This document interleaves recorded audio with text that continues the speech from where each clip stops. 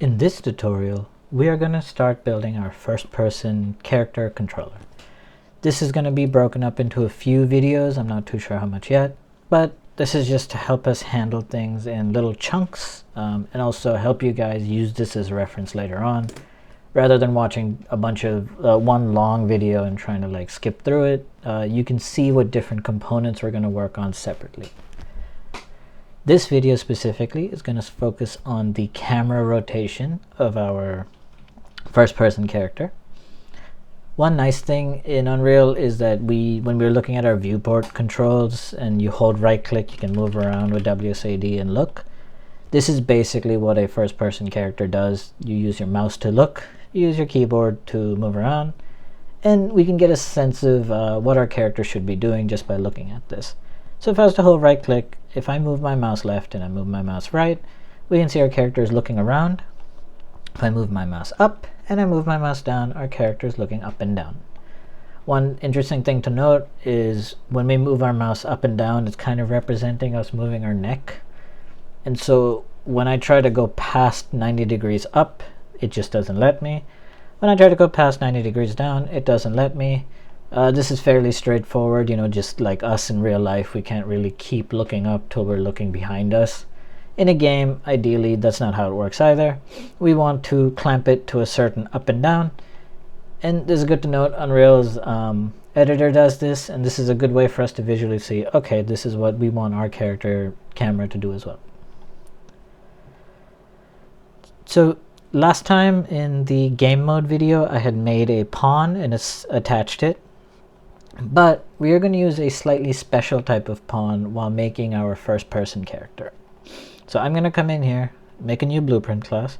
Instead of making a pawn, I'm going to make a character. If we read the description of a character, it says a character is a type of pawn, so it's really just a pawn. But it has some extra functionality. That is, it includes the ability to walk around. So the character is just a pawn. It's a special type of pawn that already comes with the ability to walk around. It also comes with the ability to simulate gravity. So if we started our pawn up high somewhere, it would fall down on its own. If we started our character up high somewhere, it would fall down on its own. If you started just a default pawn somewhere without a ground, it wouldn't fall down on its own. So it's just useful to have. These are some features we don't need to code in ourselves. Let's just focus on the basics, and a character really helps us build that up, where we don't have to do a lot of the foundational things. So I'm going to set up a character, name it BP first person character. Make sure to save it. And then in our GM first person, I'm just going to change this default pawn class to the BP first person character that we just made. Now we can open up this first-person character. And you can see there's already a bunch of stuff in here. There is a capsule component, an arrow component, a mesh, and a character movement. Now we're not going to use this mesh component because our character, we don't need to see them. We play as just the camera, so we just play as like the visual representation of ourselves. If later on, you wanted to add like visible arms to your character, you could do that using the character mesh. But we're just not going to use it, even if we wanted to delete it. And I'm smacking the delete button now. But you can see that it doesn't delete. This is because this stuff, everything we see here, is inherited from our parent class, which is the character class. And we cannot change any of those things that we inherited. We can't delete any of the components that came in. We cannot even reorder them. And if you read what it says the selected component is inherited and cannot be reordered here. So if we wanted to make any changes to this, really, we would have to go into our character class, like the base character class, and edit it there. We're not going to do that because this is a class Unreal made. So there's reasons for everything to be here. Just know that we are not going to actually use this character mesh 0, but it's something we cannot get rid of. Traditionally in games, most characters are represented by a capsule component, a capsule collider. We will use this collision later on when we start, dealing with pickups, maybe something that kills our character and respawns them, just things the character is going to, collide with. this is the collision that will be colliding with those other objects. And finally, the cool part of the character parent class is that it comes with this character movement component. This is a special component that we can't really add to other classes. So you can see if I type add and type character, nothing pops up. We can't add this. This is just something that comes in with this character class. This is a special type of component. You can see I can't reorder this either. And it's like below this line here. And one interesting thing, unlike everything else, like every other type of component which has a transform, our character component, the character movement component, does not have a transform anywhere. When we click it, we get a bunch of cool options. And one nice thing is these are going to help you guys, maybe if you wanted to mess with them, make your character feel different than, you know, other characters. We can mess with things like the max acceleration. You can mess with the gravity scale, so it defaults to 1, but if we change the gravity scale to 2, that's going to double the effect of gravity on our character. If you change it to 0.5, it's going to half the effect of gravity on our character. We can change the braking friction, so when you let go of the keys, maybe they stop slower, maybe they stop quicker. And there's a bunch of general options here. Again, one of the more fun things we can do is just play around with these options. One very nice thing to note is everything we see here, all these options, they're all variables. So at any point, we can change them in our code. Why might we want to do this? Maybe I pick up a power-up that makes me faster, and I increase my max acceleration. Maybe I pick up a power-up or I enter a room that like increases or halves the gravity. Well, we just change the gravity scale here, and that changes how our character works. And so one way we can see this real quick is if I click on this and I find a variable here that I like and that I want to change. So let's just start with the gravity scale, for example. And in my event graph, I'm just going to drag my character movement out, and there's no setting it, so it just automatically gets it. And I'm going to drag it out, and I wanted to set the gravity. So I'll just type that out, set gravity. And you can see under character movement, general settings, set gravity scale. We can click it, we could set it to set under whatever event we want, and we can change it here, which is really cool, and it helps us change our character on the fly. It's how we can make power-ups. It's how we can also make different type of effects that things have. So maybe when they're walking on a certain floor, their friction is increased, for example. And really all we're doing is find the variable that you like, maybe max acceleration, maybe max walk speed. And all we do is drag it out, set, and then type that variable name. So max walk speed. And you can see there it is. I just want to show you guys this. Very fun thing to play with. And you know, once we have our character set up, this will help us tweak that character to get them to do exactly what we would like them to do. So lastly, the thing that it doesn't come with, our character controller class doesn't come with, is a camera. That is our eyes in the game. So let's just add a camera.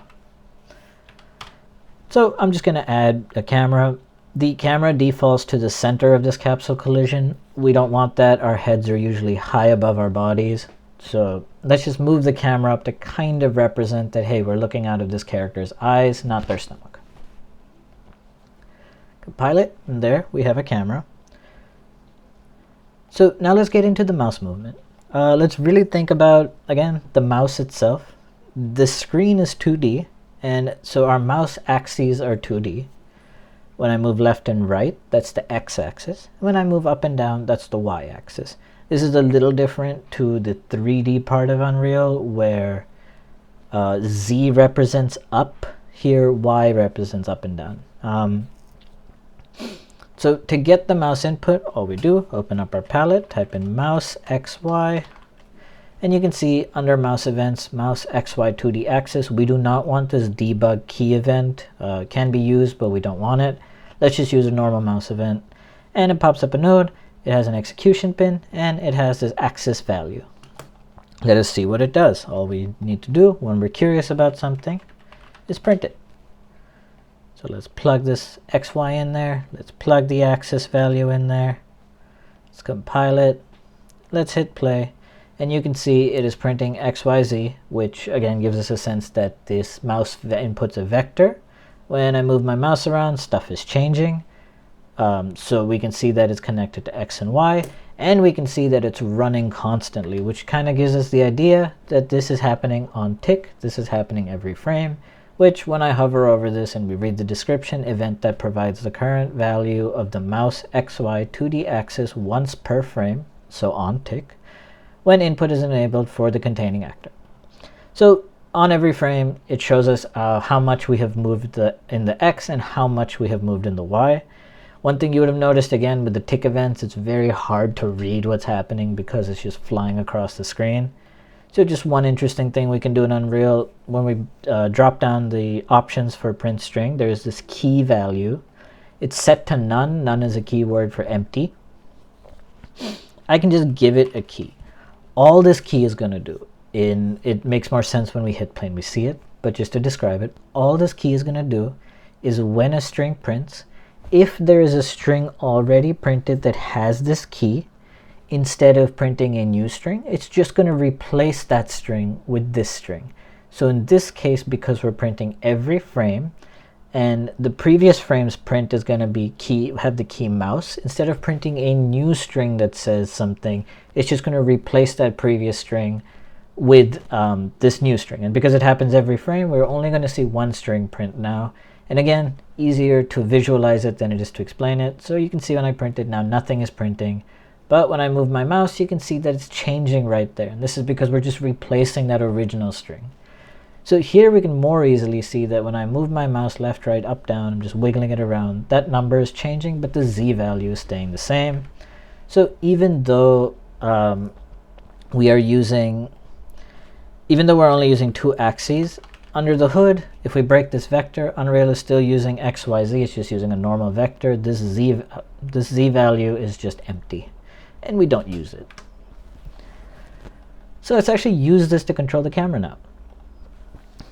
If I open up my palette, I'm going to use a special function of the character movement. I'm going to type in add yaw controller yaw input, and I'm going to add controller pitch input.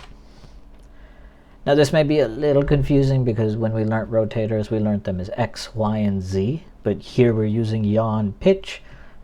Just to explain that a bit, if I was to come back to my level and let's visualize it.